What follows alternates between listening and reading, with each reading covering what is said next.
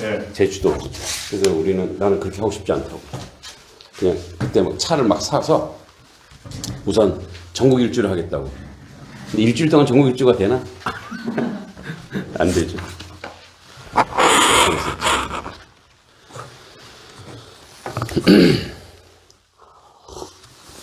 저는 이제 1년에 한 번씩 해외에 나갑니다. 물론 이제 선교가 목적인데, 근데 사실은 여행보다 이제 선교가 더 알찬 게 그 선교는 그 사람들 그 속으로 들어가잖아요. 삶 속으로. 근데 여행은 그냥 어떻게 보면 그냥 겉만 훑고 이렇게 오는 거잖아요. 근데 이제 물론 이제 여행의 장점은 많이 돌아다닐 수 있는 거고, 선교는 이제 한 곳에서 그들의 역사, 삶, 그 다음에 이제 뭐 아픔, 이런 거에 되게 공감할 수 있어서 되게 좋은 것 같더라고요. 예. 올해도 이제 캄보디아 가거든요.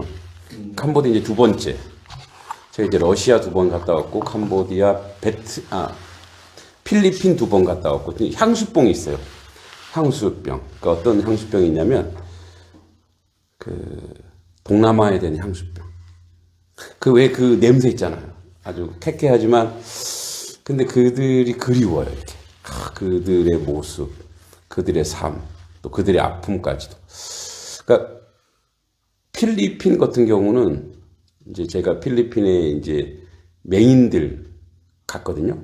우리나라는 사실 맹인들 복지가 엄청 좋은 거예요. 이제 맹인들 복지가 하여튼 뭐 고정으로 나오는 것도 있고 여러 가지 혜택이 있는데 거기는 맹인들을 집단 이주시켜서 한 곳에다 아예 버린 거죠. 가보면 막 집이 아니라 덥잖아요, 거기가. 집이 아니라 이렇게 천막으로 이렇게. 우리나라 옛날 60년대보다 훨씬 더하지. 그리고 그 앞에 물이 흘러가는 데가 구정물이. 그래서 이제 그 선교사님이 빨래비누를 좀 사오래요. 그리고 그 하이타이 같은 거 있잖아요. 그 세제 이런 걸 사오래요. 그래서 내가 왜요? 했더니 그 사람들 그거 주면 좋아한다고. 그런 것조차 없는 거죠, 사실은. 거기는 많은데. 저는 그게 그 직장 생활할 때 예. 그러니까 1990년도에 그 회사에서 공장을 마닐라에서 한 1시간 분 정도 거리 거기에 공장을 오픈하는 바람에 제가 6개월간 가가 있었거든요. 그 뒤로 뭐 한 달에 한 번 정도는 가죠. 필리핀에 대해서는 잘 알죠, 제가. 근데 잘 사는 동네 가신 거 아니에요? 전혀 그렇지 않습니다. 예, 왜냐하면 공장에 미싱사들을 갖다 보여야 되기 때문에 그 우리나라 같으면 구로공단 형태. 네네네. 예, 그래서 메트로 마닐라에서 이게 강화문에서 구로공단 정도 생각하시면 거리는 공장인데 단지가 형성되어 있죠. 캄보디아도 제가 엄청나게 잘 아는 게 캄보디아도 또 회사에서 공장을 오픈하는 바람에 여기가 왔다 갔다 했죠. 의류인가 보죠, 의류? 예, 저 티사스 쪽으로 여성용 티사스를 했어. 20대 타겟이고. 그거 30년 정도 했어요. 그러시군요. 그래서 동남아나 이쪽은 인도네시아, 뭐 필리핀, 베트남, 뭐 중국 이런 데는 많이 알죠. 근데 이제 저 이상 낮은 동네는 전혀 갈 생각 없습니다. 그러니까 너무 어려우니까. 거기는 이제 부인이 그 병이 걸려서 교사했는데 부인이 맹인이 됐어요. 남편이 부인을 사창가에 팔아넘기려고. 그래가 그런 거를 선교사님이 데리고 와서 집성촌을 만들어서 그 집을 얻어서 거기서 이제 집단 생활. 그래서 이렇게 맹인들 밖으로 우리나라는 그냥 밖에 나가고 막 있잖아요. 거기 밖에 나가면 안 돼, 맹인. 그러니까 그 정도로 제가 갔을 때가 2013년 한 10년 전의 이야기인데 하여튼 뭐 그런 삶을 거기서 살아가고 있더라고요. 여성들의 인권이 거기는 너무 문제가 심각해갖고 그게 스페인 식민지를 333년을 했어요. 여기에 우리나라 김구 선생 같은 의사 라구엔인가 라엔인가 의과대학도 있는 마닐라에 그 양반이 독립전쟁을 해서 독립을 했는데 그때까지 이 남녀 성비가요, 1.17대 1. 그러니까 남자 한 명에 17% 여자가 많은 거예요. 근데 거기는 가톨릭 추경이 우리나라가 훨씬 전 오래전에 있던 나라거든요. 그러니까 가톨릭 국가예요. 맞아. 그런데 결혼을 한 번 하면은 이제 가톨릭은 그 재혼 같은 거나 이혼이나 이런 것이 좀 문제해야 되는 건데, 그 영국의 그 교류가 떨어져 나갔던 식으로. 그런데 걔들은 하여튼 30 이상, 그 1.17대 1인데 이상하게 두 번, 세 번 뭐 결혼을 대부분 다 안 합니다. 심각합니다. 근데 거기 이제 그 스페인이 그 점령하면서 남자들한테 소금을 안 줬다 그러더라고요. 그뿐만 아니고 고기만 들면 손으로 쏘아주겠다는 거 아니에요. 그래서 가보면 남성들이 자기 구실을 못해요. 그리고 예를 들어서 무슨 일을 시키면 만약 오늘 하루 일했잖아요. 그럼 일당 받아가잖아요. 그 다음날 안 나와요. 그러니까 되게 똑똑한 사람 다 여자더라고. 그리고 행정직은 또 대부분 여자고. 저희 아들도 그 필리핀에서 영어 연수했었거든요. 그래서 2년 정도 하고 왔는데 아는 사람이 있어서. 근데 필리핀이 그렇더라고요. 네. 자, 오늘 이제 가족의 두 얼굴 5번째 시간인데 귀향증후군과 반복 강박이라는 걸 한번 또 이제 나눠보도록 하겠습니다. 제가 챗GPT한테 한번 제가 쭉 정리한 걸 놓고 이거 한번 그림으로 그려줘 그랬더니 이렇게 나왔더라고요. 근데 이제 되게 잘 그린 것 같아요. 자, 한번 보겠습니다. 자, 나와 비슷한 사람에게 끌린다. 예? 배우자 선택에 숨은 이유가 있답니다. 심리학적으로 두 사람이 서로에게 강한 호감을 갖게 된 것은 사실 상대방 자체에 대한 호감보다 자기 자신들의 모습을 상대에서 보았기 때문이다. 그래서 프로이트는 사랑의 본질을 나르시시즘, 즉 자기애라고 말한다. 남녀가 서로 낯설게 여기지 않으면, 즉 상대에게서 자신의 익숙한 모습을 발견하면 편안해지고 끌리는 것이 사랑의 일반적 법칙이다. 우리는 배우자를 선택할 때 외형적인 모습에만 끌리지 않는다. 그 사람의 능력, 외모, 또 성격인데 성격, 학벌, 집안, 배경, 종교 등 여러 가지를 판단하는 것으로 보이지만 밖으로 드러나는 부분보다 더 중요한 것이 있다. 우리는 무의식적으로 어린 시절에 경험한 내 가족의 모습을 재현해 줄 사람에게 강하게 끌린다. 이제 예가 있더라고요. 그녀가 킹카를 벌인 이유. 한 여성에게 소위 킹카급 남성이 관심을 보였다. 이 남자는 요즘 20대가 그렇게 부러워한다는 대기업 정규직 사원이다.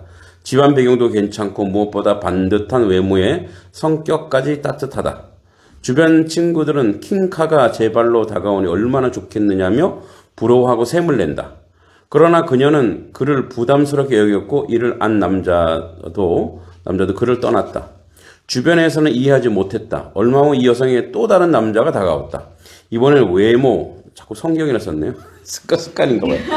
성격, 능력 모두 함량 미달이었다. 이 남자의 접근에 친구들은 당장 멀리하라고 난리가 아니다. 그런데 그녀의 반응은 킹카를 만날 때와 사뭇 달랐다. 새 남자는 여자에 대한 태도도 거칠고 앞날도 막막한 사람이죠. 왠지 낯설지 않고 함께 있을 때 예전에 사귀던 남자와 달리 긴장을 하지 않아도 되었던 것이다. 남자가 가진 익숙함, 편안함에 이끌려 그녀는 어느새 결혼을 향하여 가고 있었다. 예. 자, 제가 이런 경험이 있는 것 같아요. 제가. 예. 사실 이제 저는 우리 아내를 만나기 전에 이제 저를 되게 따랐던 후배가 있었어요. 되게.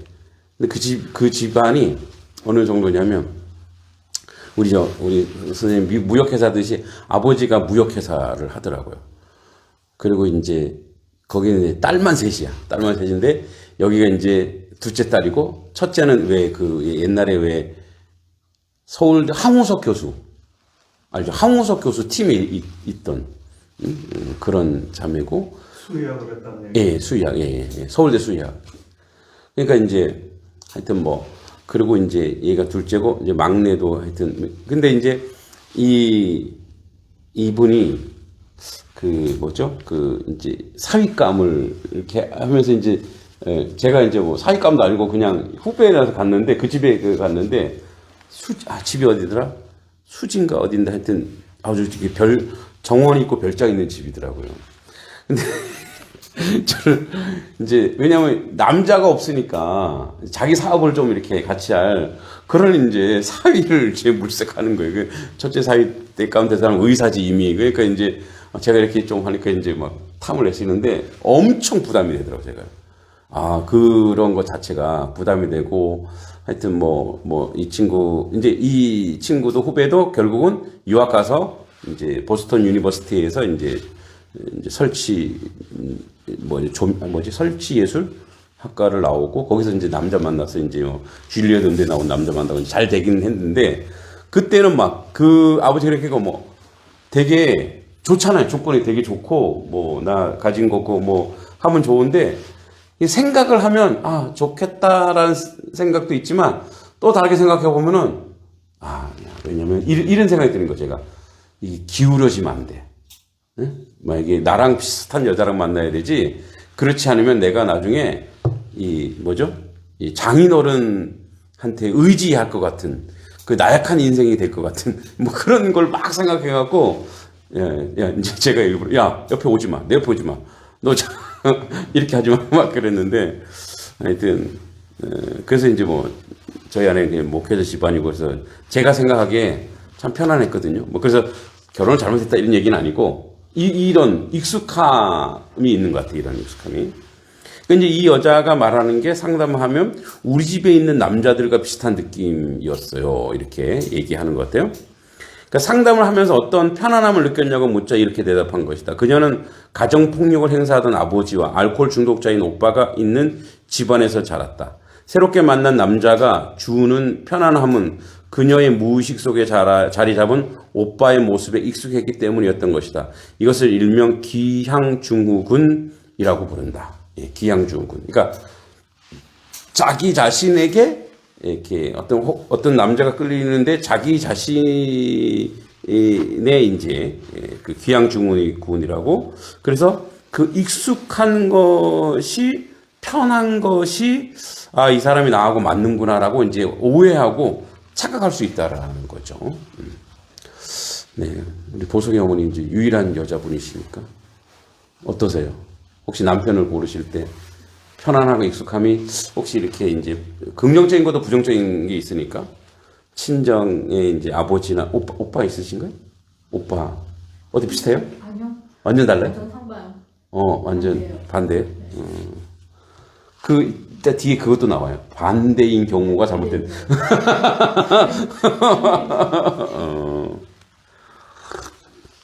우리 이창현 어르신은 사모님 고르실 때 어떠셨어요?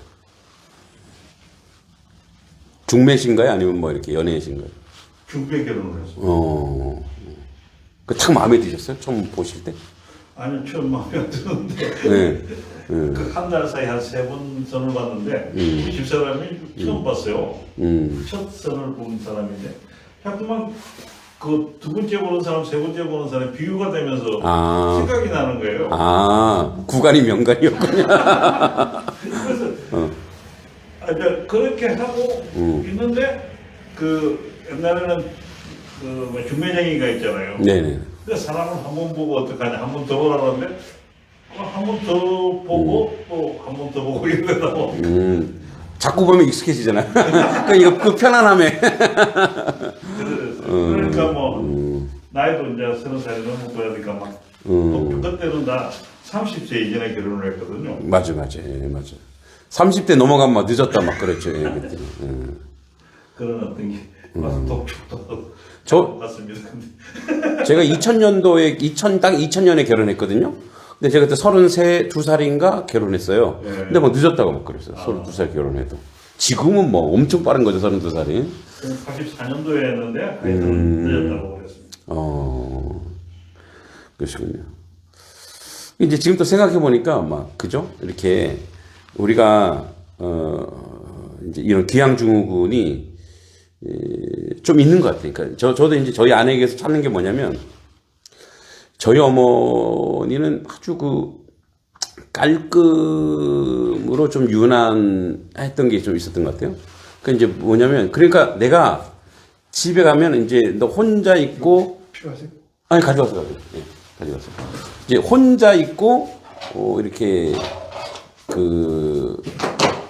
혼자 이제 막 나 혼자 이제 이렇게 살다 보면, 그 남자 자취방 그 있잖아요. 그 지저분하고 막 그렇잖아요.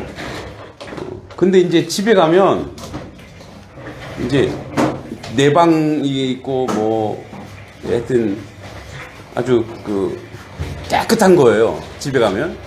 집은 다 청소돼 있고, 하여튼 다 정리돼 있잖아요. 그러니까 집에 가면은, 물론 집에 가면 이제 엄마가 해주는 맛있는 것도 있지만, 그게 되게 편한 거예요. 근데 어느 날 내가 아내한테, 좀 집이 뭐냐고, 근데 우리 아내도 절대 안 지죠. 다른 데는 남편도 도와주고 막 그러는데 왜 하느냐고 막. 예. 그러니까 이제 자꾸 저는 내가 집에 딱 들어갔을 때 집이 깔끔하고 깨끗해야 되는 어떤 그런 게 있는 것 같아요. 그게 제가 기양증후군 것 같아요. 예. 그러니까 이제 우리는 딱 집에 들어가면 이제 엄마가 또 막 동생들한테도 얘기해서 아주 이제 뭐 오빠가 언제 온다 그러면 딱 이제 치워놓으니까 이제 그게 되게 편한 거예요. 그러다 이제 내 집에 가면 되게 더럽잖아요. 나 혼자 다 해야 되잖아요. 그러니까 말자, 그냥 대충 하지 말자. 근데 이제 결혼해서 그런 걸 좀 되게 기대했던 것 같아요. 그런 게 기양증후군 같아요. 어린 시절 가족의 경험이 긍정적이든 부정적이든 우리는 종종 어린 시절 경험했던 것과 비슷한 상황을 재현해 줄 사람을 선택한다. 고향의 정서는 익숙함과 편안합니다. 그곳에서 상처받고 고통을 당했더라도 말이다. 어린 시절 가족이 원만하지 못했을지라도 비록 그 안에 폭력, 무관심, 냉담, 갈등이 존재했더라도 그것은 한 인간이 고향에 대해 느끼는 마음과 비슷한 감정이 생길 수밖에 없다. 그라여 어린 시절 부모인데 부모가 가정에서 무관심하여 늘 외롭게 자라온 이들은 의식하지 못하는 사이에 자신을 무관심하게 대하고 그로 인해 외로움을 느끼게 만들 사람을 배우자로 선택할 가능성이 높다. 자랄 때 가족들로부터 비난받고 무시당한 사람은 역시 마찬가지다. 이러한 과정을 통해 우리는 어린 시절 가족과 집으로 돌아가고 있는 것이다. 옛날에는 왜 뭐 한 집안에 막 4명, 5명 됐잖아요. 그러다 보니까 사실은 부모님한테 막 관심 받기보다 뭐예요? 그냥 무관심이 익숙해진 거죠. 근데 그러다 결혼을 했어. 근데 굉장히 막 처음에 관심 받고 서로 살면 좋은데 자꾸 간섭하면 어떻게 돼요? 자꾸 간섭하면. 왜 그러냐고. 응? 그러니까 이제 그거를 관심을 뭐라고 생각하냐면 이제 간섭이라고 생각하죠. 저는 좀 그걸 좀 느끼거든요. 이렇게 이제 저는 이제 막 너무 고등학교도 이제 시골에 있다가 이제 도시로 가야 되니까 혼자 하숙했거든요. 그때부터 이제 혼자 지내는 게 익숙하니까 결혼하고 나서는 이제 여러모로 이제 아내가 이제 챙겨주고 하는 게 처음엔 좋았는데 나중에는 이게 뭐 간섭으로 막 느껴지더라고요. 막 어떤 자꾸 이거를 왜 좀 뭐 이렇게 간섭하지? 왜 이렇게 하지? 그래서 이제 저희 아내가 스타일이 막 많은 말을 하지 않는데도 그건 저는 이렇게 좀 이렇게 귀찮고 불편함으로 느껴지더라고요. 어떠세요? 이창영 씨는? 나는 참 오랫동안 싸웠던 것 같아요. 근데 극복할 수 있는 만큼 싸웠던 것 같아요. 극복하기 원했으면 이혼을 했을 건데 극복할 수 있을 만큼은 싸웠던 것 같아요. 너무 많이 틀려갖고. 그러니까 간섭으로 느끼는 게 많았나요? 너무 무관심했어요. 주사를. 무관심했어요? 반대로? 쉬지도 않고. 나도 또 뭐 그런데 이제 우리 여기서 싸우시는데 어머니가 항상 집에 가면 깨끗하고 그치. 정리되어 있는 걸 갖다 네네, 그쵸. 이제 한마디씩 하면 싸우고 그러다가 이제 또 싸우기가 싫으니까 그런 게 큰애가 한 고등학교 한 20년을 싸운 것 같아요. 한 40 몇 년 살았는데 한 20년을 싸웠던 거예요. 지금도 그래요. 가면은 분리수거 뭐 이거 내가 아파트에 다 입고 와야 돼. 뭐 빨래는 안 합니다만 청소 뭐 이런 거. 아 정말 진짜 보람이. 그렇군요. 개틀 때문에도 그렇고. 아유. 그렇군요. 어떠세요? 보석이 어머니는 남편께서 혹시 이런 말 하실 때가 있으세요? 저는 스스로 하지 않는 거. 딴일을 그런 거는 너무 이렇게 하는데 이렇게 주문해요. 뭐 이거 좀 치워달라 이런 느낌. 귀찮아하지 않으세요? 좀 귀찮아지. 네? 귀찮지. 아니 제가 귀찮은 거죠 이제. 그 사람은 갖다 주니까 편하고. 근데 제가 다른 사람들은 친정감 좋아한다고 그러는데 그 사람 친정감 언제 오는데 이렇게 자기가 그런 거.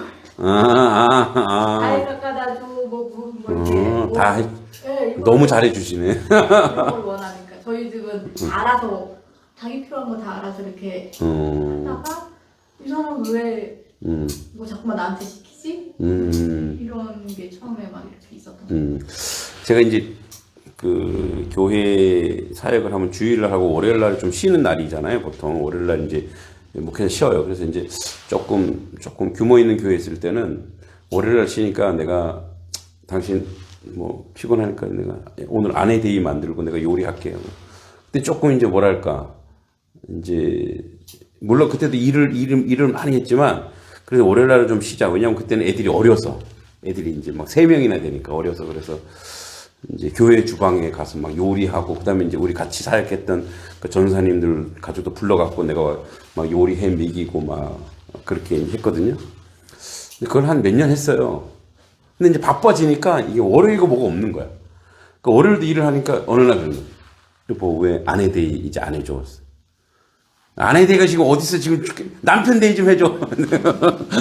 막 이러면서 그런 것 같아요. 그래서 저도 이제 야생마처럼 자란 것 같아요. 그래서 혼자 고등학교 때부터 혼자 있고 뭐 대학 때도 그렇고 그리고 혼자 한 거의 뭐 10대부터 30대까지 거의 15년을 그냥 혼자 있던 그 습관이 있다 보니까 뭐 이렇게 아내가 조언을 해주는데도 그게 막 간섭처럼 느껴지고 내가 알아서 할게 뭐. 근데 막 심지어 어떻게 하냐면 저희 장인어른도 목회자 하신데 이제 장모님 보면 장모님이 거의 목회를 하신 거죠.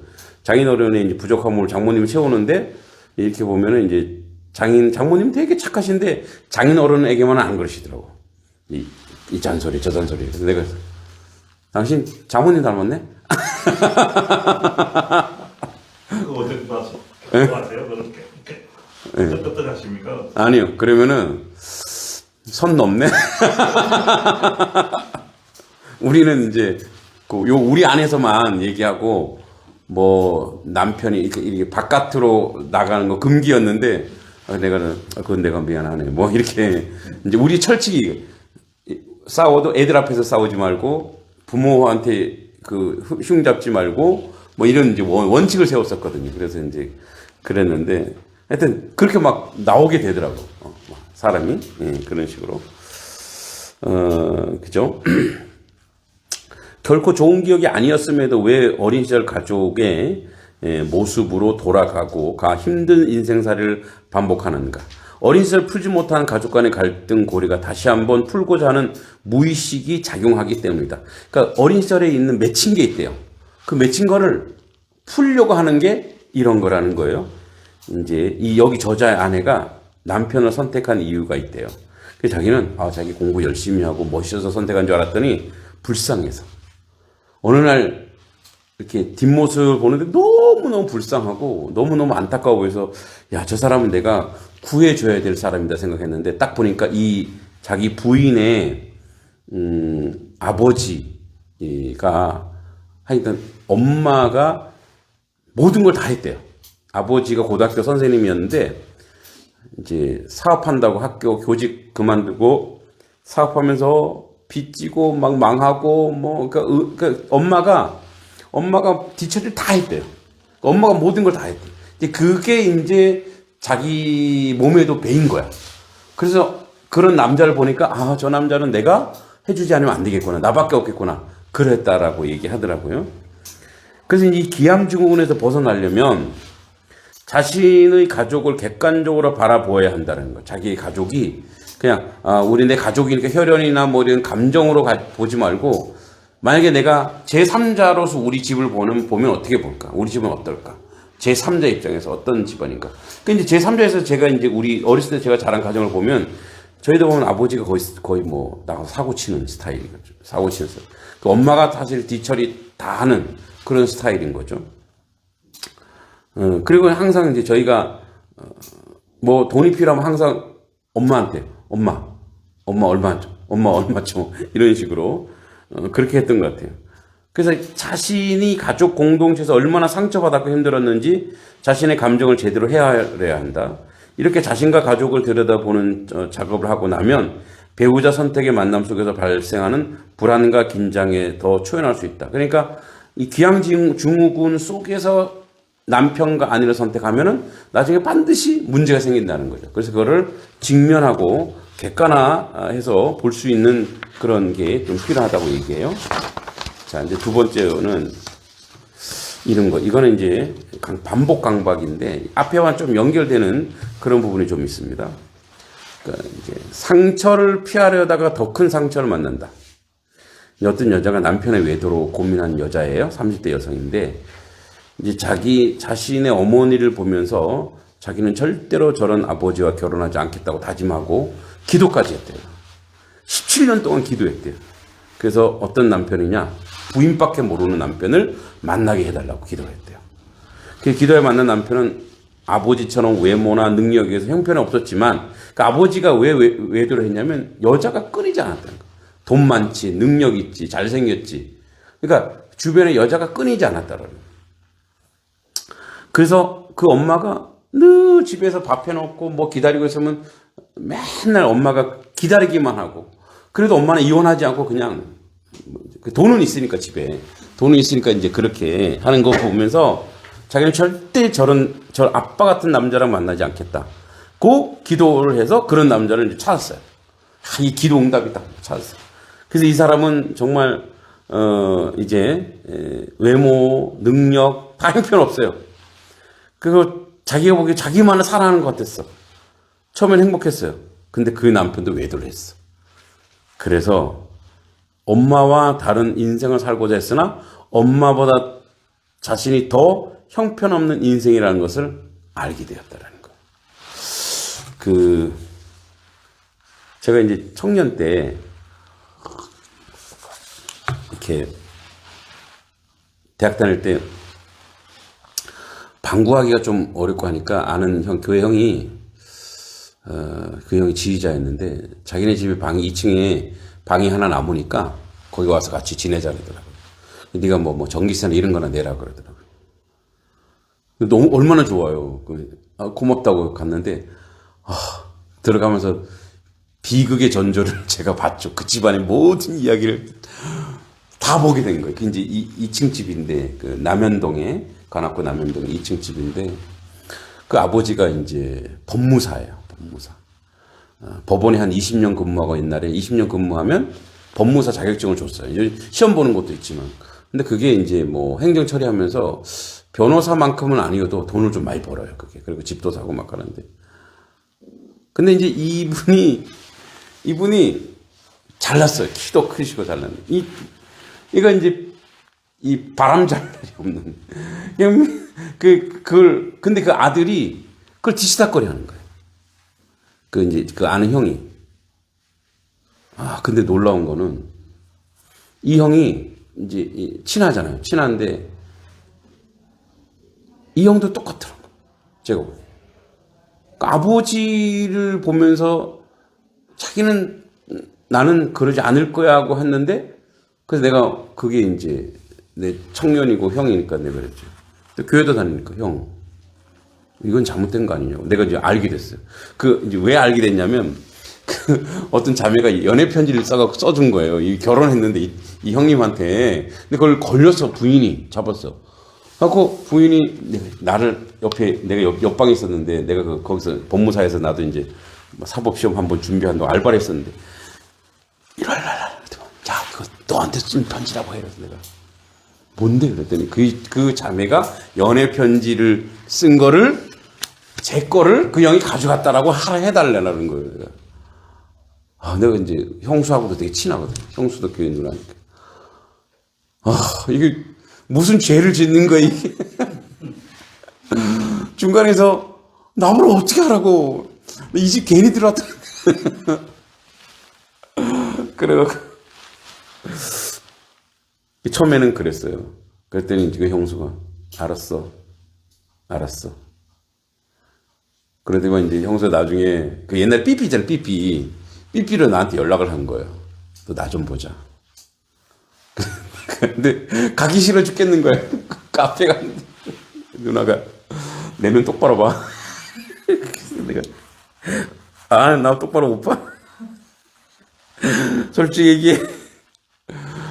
누나 나 알잖아. 나한테 왜 그러냐고. 형 한 번만 용서해줘. 이제는 다시는 안 그런다 그랬어. 그 사무실 같이 근무하는 자매거든요. 근데 결국은 그거를 그 병을 그래서 그 어르신도 그렇게 하다가 하여튼 갑자기 이제 이렇게 풍이 와서 화장실에서 미끄러져 쓰러져서 이제 여기 받쳐갖고 내진탕으로 돌아가셨거든요. 이 형도 결국은 결혼 생활을 오래 못 하더라고요. 나중에 이제 보니까 이제 지금 작가거든요. 작가인데 나중에 글 쓰는 작가가 됐는데 나중에 결국 이혼했더라고요. 그러니까 이제 보면서 아까 귀양 죽은 거 비슷하게 보면서 자기도 익숙하게 그런 부분을 간다는 거예요. 이 사랑이 너무나 어려운 여성. 우리의 바람과 달리 상처를 피하려는 노력이 오히려 더 큰 상처를 유발하는 경우가 종종 있다. 어린 시절 불행했던 아이가 자라서 역시 불행한 성인이 되는 부메랑 현상에 주목한 사람이 프로이트다. 그는 우리가 자신도 모르게 어린 시절 패턴을 반복한다는 사실을 발견한다. 왜 우리는 자기 파괴적 행동, 즉 불행한 인간관계, 고통스러운 관계를, 가족관계를 반복하는가? 프로이트는 이 질문에 천착하였다. 어린 시절 고통을 반복한다는 것은 프로이트의 정신분석 핵심의 전제 중 하나가 되었으며 그는 이러한 경향을 반복강박이라고 한대. 반복강박이라 불렀다. 프로이트는 우리에게 자기 파괴적 행동을 하는 강박이 있다고 보았다. 반복강박을 가진 사람은 어린 시절 경험을 무의식적으로 반복한다. 이는 통계상으로 입증된 사실이다. 미국에서 실시된 조사의 결과에 따르면 알코올 중독자 자녀들은 일반인보다 알코올 중독에 빠질 확률이 4배나 높다. 또 부모 중 한 사람이 알코올 중독이면 자녀가 중독에 빠질 가능성이 70% 이상이라는 연구 결과도 있다. 알코올 중독이 유전자에 의한 것이라 추정도 있다. 그러나 중독자 가정에 입양된 아이들도 나중에 자라서 알코올 중독자가 될 확률이 매우 높다는 연구 조사도 있는 걸 보면 이 문제는 유전만 탓할 일이 아닌 것이 분명하다. 자, 가정폭력 또한 대물림된다. 폭력 가정의 자녀가 성장해 똑같은 폭력의 가해자가 되거나 폭력을 행사하는 사람이 가정을 꾸리는 경우가 비일비재하다. 그 영화 똥파리라는 영화 혹시 보셨어요? 안 보셨죠? 저 이거 보고 되게 충격받았거든요. 근데 이게 이런 심리학 자료로 좋은 자료로 많이 쓰인대요. 이게 국제 영화상을 되게 많이 받았어요. 근데 이게 가정 폭력의 대물림을 보여주는 좋은 예거든요. 근데 이거 제게 왜 출력이 되다 말았네?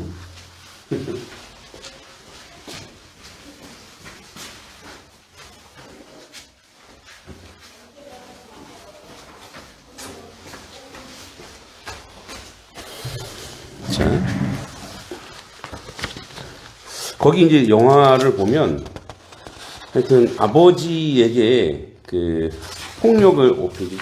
폭력을 당한 이제 남자가 주인공이에요. 그래서 이제 맷집이 좋아져서 그 사람이 이제 조직 폭력배가 돼요. 그러면서 이제 나오는 건데 폭력을 통해서 그 나중에는 이제 그 폭력이 복수를 당하죠. 아버지를 때려요. 자기가 그 아버지를 때리고 이제 엄마는 가고 그러면서 이제 가정폭력의 대물림을 잘 보여주는 영화인데 폭력을 통해 지나친 통제 억압 속에 자란 자녀는 자신에 대한 타인의 통제에 대해 무기력하게 반응한다. 가정 내 폭력은 일종의 잠시만요. 아유, 잠깐.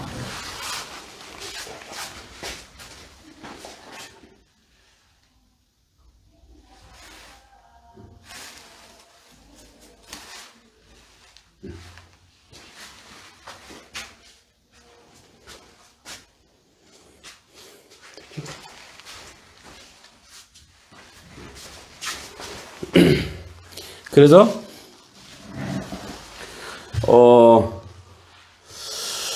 가정 내 폭력의 일종인 근친상간 당한 피해 여성은 남성과 친밀해지는 능력을 상실하고 성인이 되어 문란한 성관계를 갖거나 혹은 지나치게 성관계를 회피하는 양극단으로 종종 내몰린다. 이처럼 어린 시절의 상처는 마치 불 속으로 뛰어드는 나방처럼 자신의 인생을 파괴적으로 이끄는 경향이 있다. 그럼 왜 우리는 불행한 경험을 반복하는 걸까? 오늘날 심리학은 불행을 반복하는 행동이 사실은 불행을 극복하려는 노력의 일환임을 규명하였다. 이제 한 여성이 있어요. 이 여성은 외모로 모든 남성이 보편적으로 좋아할 만한 타입이에요. 그러나 그는 늘 그늘지고 우울해했어요. 결국 그러한 모습이 대부분 남자들과 항상 헤어지게 된 거예요. 항상. 그녀가 그렇게 된 것은 이유가 있었는데 그녀는 여러 형제 중 유독 혼자만 시골 할머니 집으로 보내져서 외롭게 성장한 아픈 경험이 있어요.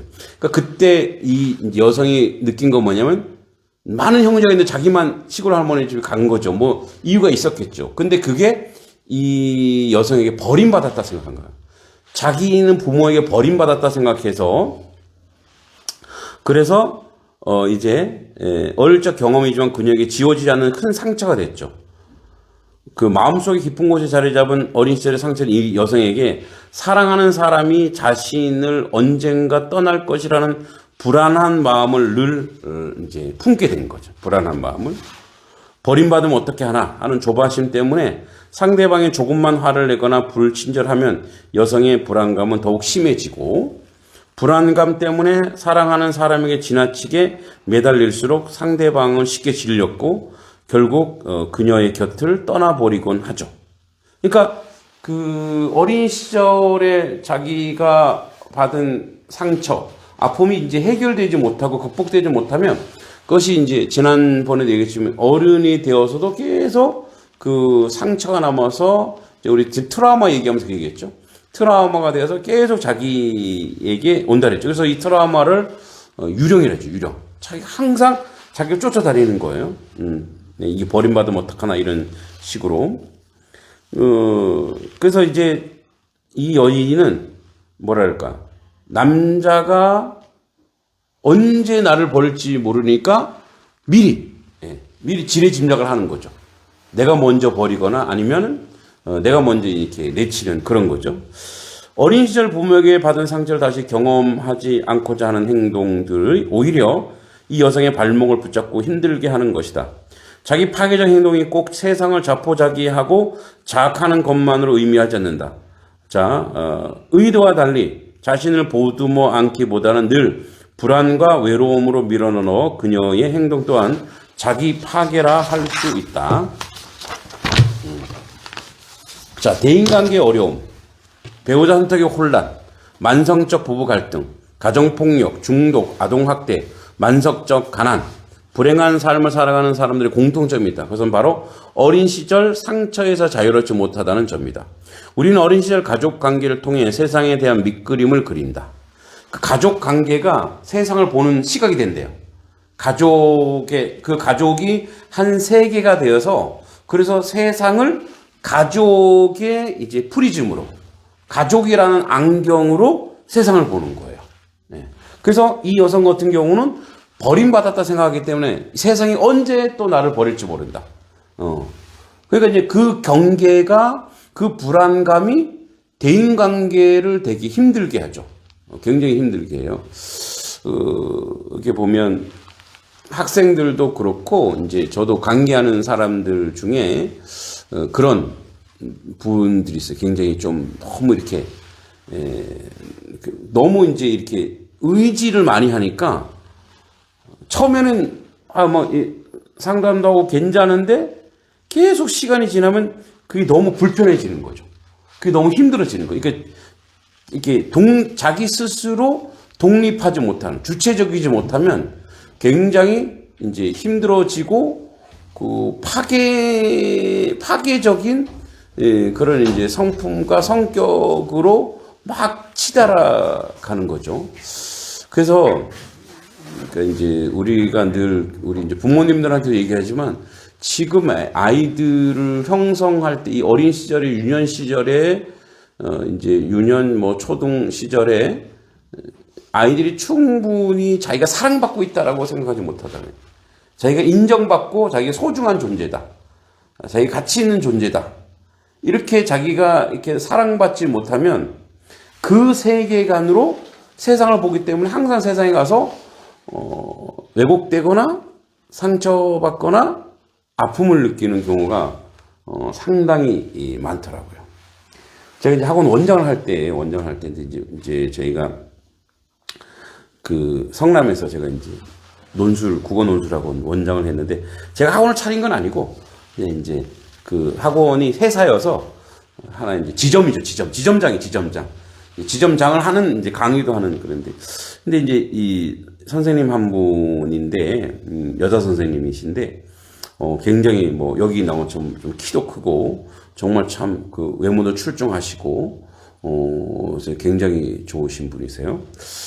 그래서 이제 집이 또 제가 사당동 살았는데 집이 또 저희가 사당 3동이면 거기 사당 1동이더라고요. 그래서 이제 그 차를 같이 이제 출근은 좀 다르니까 퇴근을 이제 같이 하게 되는데 이런 저런 얘기를 하는 중에 이렇게 상당히 좀 이렇게 오해하는 게 있더라고요. 이 표현 중에 저를 굉장히 두려워하고 막 그래서 왜 그런가 봤더니 아버지가 아버지. 그 이제 자기 동생의 어려운 사건들이 있었는데 제가 그걸 좀 해결해 줬거든요. 이제 그게 그 동생이 이런 경호업체에 다녔는데 경호업체 직원들한테 맞은 거예요.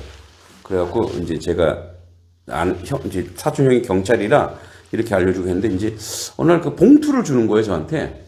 그래서 이 봉투가 뭐냐 그랬더니 너무 고맙다는 거예요. 이런 거를 받으려고 내가 한 게 아닌데 왜 이걸 나한테 주냐고. 근데 이건 무례한 거 아냐고 그랬더니 이제 늘 이제 그렇게 익숙해진 거죠. 그런 식으로.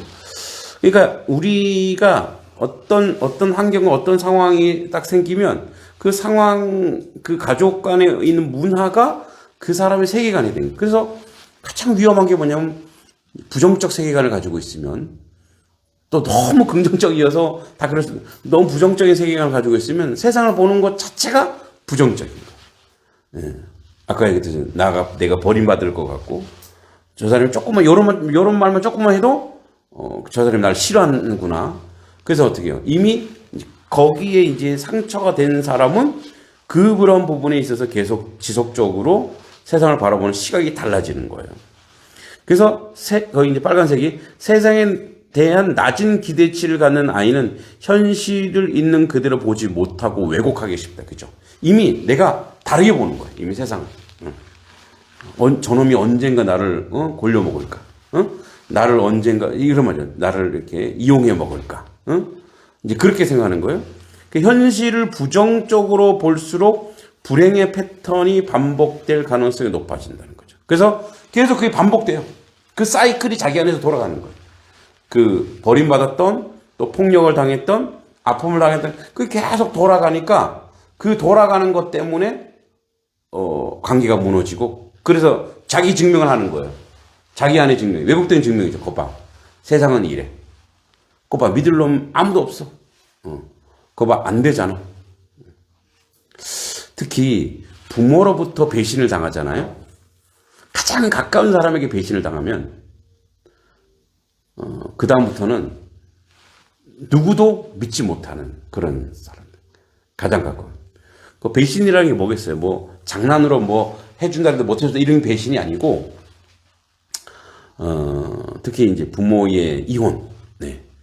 그러잖아요. 이거 절대 안 그래. 그래 놓고 이혼하고 이런 거를 이제 상처를 안고 있으면 그 사람 모든 관계에서 항상 왜곡되고 이지러지고 아픔을 당하는 거죠, 사실은.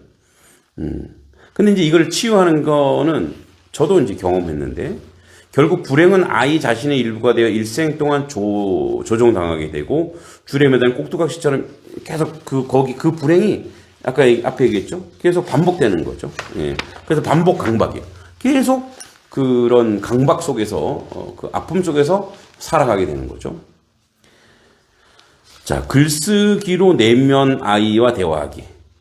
불행의 반복성을 극복하기 위한 대안은 바로 자신의 어린 시절을 직면하여 내면 아이와 대화하는 것이다. 예. 이 방법이 되게 좋은 것 같아요. 내면 아이. 제가 이제 이번에 책을 쓴 게 20대의 10년의 이야기, 조각처럼 흩어져 있는 이야기를 하나로 딱 이제 물론 소설이지만 스토리로 만들어서 썼거든요. 근데 뭐 제가 얘기했지만 그 쓰는 시간 내내 힘든 것도 있었고 아픔도 있었는데 치유가 됐어요. 왜냐면 저의 20대는 되게 좌절과 실망과 그 10대까지는 대학 갈 때까지는 되게 좋았죠.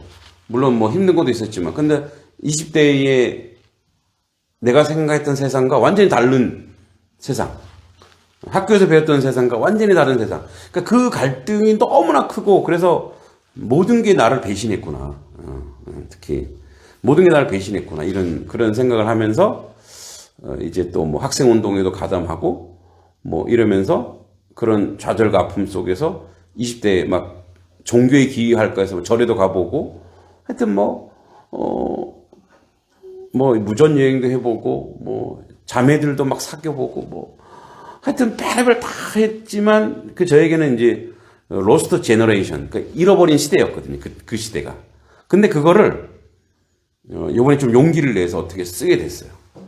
그 쓰면서 되게 힘들었지만 군대에서 받았던 그 수모와 아픔과 절망들 뭐 하여튼 그런 것들을 쭉 정리하면서 하니까 이게 되게 회복이 되더라고요. 그래서 제가 읽는 것도 되게 치유가 되거든요. 책을 읽는 것도 독서 치유가 있잖아요.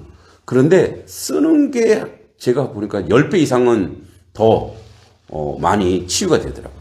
그래서 이제 여기도 이렇게 얘기하더라고요. 불행의 반복성을 극복하기 위해 대안은 바로 자신의 어린 시절과 직면하여 내면 아이와 대화하는 것이다. 어른인 나와 어린 아이의 내면의 아이의 대화 형식으로 글을 써가 나가다 보면 객관적인 어린 시절과 어린인 아이가 어른인 내가 만나는 거죠. 거기서 감정이 소통하고 교감한다. 이런 거죠.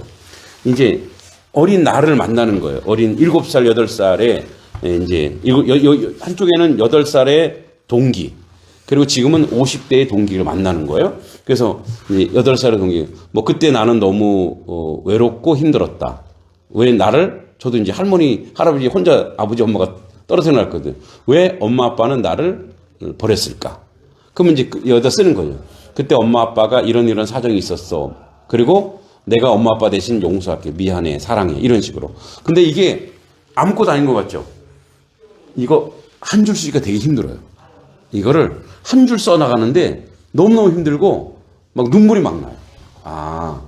그러니까 그때 이제 엄마 아빠를 이해하게 되는 거예요. 왜 엄마 아빠는 나를 할머니, 할아버지 밑에 떨어뜨려 놓고 갔을까? 저희 아내도 그런 경험이 있더라고요. 저희 아내도 이제 그 우리 장인 장모님이 그러니까 우리 장인 장모님이 4남매를 낳았는데 옛날에는 왜 애가 많은 것도 흉이었어요. 그래서 어디 이제 교회 부임하러 갔는데 왜 이렇게 애가 많냐고. 성도들이. 요즘 애가 많은 게 축복이지만 옛날에 애가 많은 게 흉이었어요. 그러니까 그래서 그런지 모르죠. 우리 아내랑 언니인가? 둘을 저기 우리 처가의 할머니 집에 순창 고추장 있죠, 고추장. 그 밑에 집에 거기서 하면 오래는 안 있었고 한 몇 개월 있었나 봐요. 근데 이제 그 어린 시절에 늘 이제 아빠를 언제 오나 그 동구 밖에서 언제 아빠가 오나, 언제 엄마가 오나, 이런 거를 늘 그런 사실 아픔이 있었다고 얘기하더라고요. 그죠? 그러니까 이제 그렇게 자꾸 자기를 만나다 보면 이제 치유가 되는 거예요. 그 성인이 된 내가 묻고 과거 상처를 받은 이야기에 대답을 하죠. 또 내면 아이가 내면에 결핍된 요구하면 성인인 자아가 그에 대한 대답도 주기도 하죠. 이런 과정을 통해 성인은 아이의 상처를 어루만져주고 해결되지 못한 욕구와 감정을 있는 그대로 공감하게 됩니다. 지난 과거는 돌이킬 수가 없죠. 어린 시절 받은 상처 아픔을 돌이킬 수 없는 건 현실입니다. 상처를 부인하거나 억지로 만회하기 전에 우선 내면 아이와 대화를 통해 상처받은 자신을 수용하고 자신의 모습 자체에 긍정하는 것이 중요하고 과거 불행을 해결하려 무의식 중에 헛되이 애를 쓰며 현재의 삶까지 불행에 빠지고 많은 쳇바퀴를 벗어나는 길은 여기서부터 시작된다. 그래서 이게 아무것도 아닌 거지만 저는 그렇게 생각해요. 이게 조금만 해도 효과가 있어요. 조금만 해도 이건 굉장히 효과가 크고 자꾸 그런 것을 하면서 이제 현재의 내가 치유받는 것이 굉장히 중요한 것 같아요. 오늘 이제 두 가지를 했습니다. 하나는 이제 기향증후군. 결국 자기 만나는 남편이나 아내가 자기 집안에 자기한테 익숙한 것. 그리고 반복 강박. 과거에 있는 상처 아픔들이 계속 내게 반복되는 그런 부분들을 또 우리가 어떻게 또 객관적으로 또 심리적으로 또 해결해 나갈 것인가. 동시에 어린 아이, 우리 손자, 손녀들이나 또는 우리 자녀들을 지금 그렇게 어린 아이를 키우고 있다면 그 아이들이 완벽할 수는 없지만 그 상처와 아픔 속에 이렇게 내버려 두지 않도록 우리가 잘 또 치유하고 회복하는 것도 굉장히 중요하다고 생각합니다. 네, 오늘 여기까지 하고요. 혹시 질문 있으실까요? 없습니까? 다음 주가 그거더라고요. 공휴일. 그죠? 네, 공휴일이에요. 네, 다음 주는 휴강입니다. 네, 수고하셨습니다. 네, 감사합니다. 네.